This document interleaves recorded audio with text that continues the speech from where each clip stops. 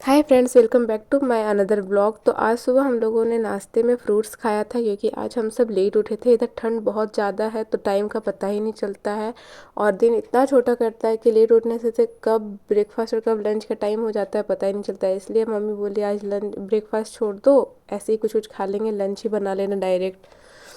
और क्योंकि मुझे सर्दी भी है तो फिर यहाँ पे मेरा गैस स्टोव भी बहुत गंदा हो गया था, तो उसमें मैं इनो और नींबू दे के छोड़ दी हूँ क्योंकि मुझे गंदा किचन भी पसंद नहीं है। ऐसा नहीं कि जैसे तैसे करके खा लूँ और पढ़ाई करूँ, वो भी नहीं होता है मुझसे। फिर हम लोग छत पे नाश्ता किए और नित्यांश के नानू आ गए थे क्योंकि उन लोगों को कुछ काम था, कहीं जाना था। तो ये दोनों पापा रेडी हो चुके हैं जाने के लिए। और नित्यांश का मूड ऑफ है क्योंकि एक तो सुबह उठा था सो के और उसके दादू नानू उसे छोड़ के चले गए मार्केट अकेले। तो यहाँ मम्मी बोल रही है जाके चटाई ले आओ नीचे से, बाबू को थोड़ी देर धूप में बैठाओ, ठंड में अच्छा लगेगा। तो वही मैं चटाई लाने के लिए नीचे जा रही हूँ और चटाई के साथ में ग्रीन मटर भी ले आई क्योंकि मुझे मटर बहुत अच्छा लगता है खाने में, भी अभी अभी वाला मीठा लगता है खाने में। और अपना बुक भी ले आई थी। सोची धूप में जब बैठना ही है तो थोड़ा देर पढ़ाई भी कर लूँगी, नित्यांश को उसकी दादी रखेगी। और फिर तब तक फ़ोन आ जाता है मेरी ननद का, तो वीडियो कॉलिंग पे मैं अपने भगीने से बात कर रही हूँ। इसका भी आवाज़ बहुत प्यारा है, मैं आप लोगों को इसका वॉइस सुनाऊंगी कभी। और फिर यहाँ नित्यांश बदमाशी कर रहा था तो मुझे वही गुस्सा आ रहा था बहुत ज़्यादा। फिर मैं नीचे आ गई, नीचे आके किचन क्लीन कर ली, मतलब जो भी बर्तन वगैरह थे सारा धो के गैस स्टोव भी साफ़ कर ली हूँ और अब लंच का प्रिपरेशन करूँगी। आप लोग मेरे वॉइस को अवॉइड करें क्योंकि मुझे बहुत ज़ोर से सर्दी ज़ुकाम हो गया है, तो इस कारण मैं बोल भी नहीं पा रही हूँ।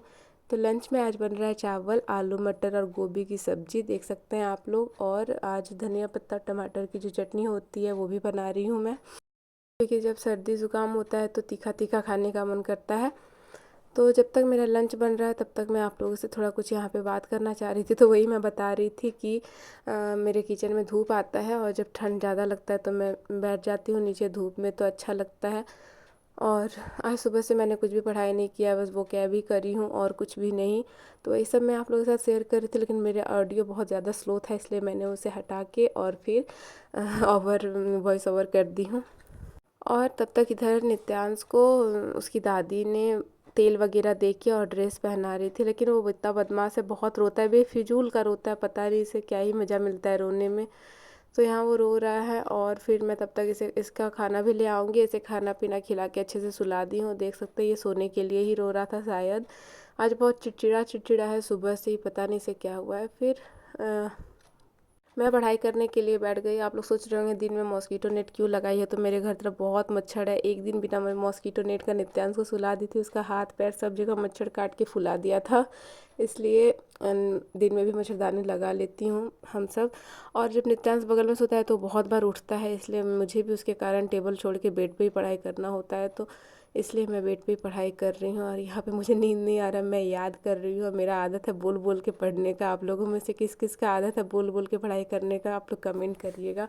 मुझे बिना बोले पढ़ने से कुछ भी याद ही नहीं होता है। बचपन से दीदी और मेरी दीदी में बहुत लड़ाई होता था इस कारण, क्योंकि वो मन मन में पढ़ के उसे याद जाता था और मुझे बोल बोल के पढ़ने से याद आता था। मैं बोलती थी तो वो उसका मतलब उसे डिस्टर्ब होता था, तो इस कारण से हम लोगों में लड़ाई हो जाता था बहुत खतरनाक वाला। तो वही अभी याद आ गया। तो बस अब मैं यहाँ पे पढ़ाई कर रही हूँ। आज का ब्लॉग यहीं तक रखती हूँ क्योंकि सर्दी में फिर आगे मैं शूट नहीं कर पाई। तो बस आप लोगों को अगर मेरा वीडियो अच्छा लगता है तो लाइक करें, शेयर करें, सब्सक्राइब करें मेरे चैनल को।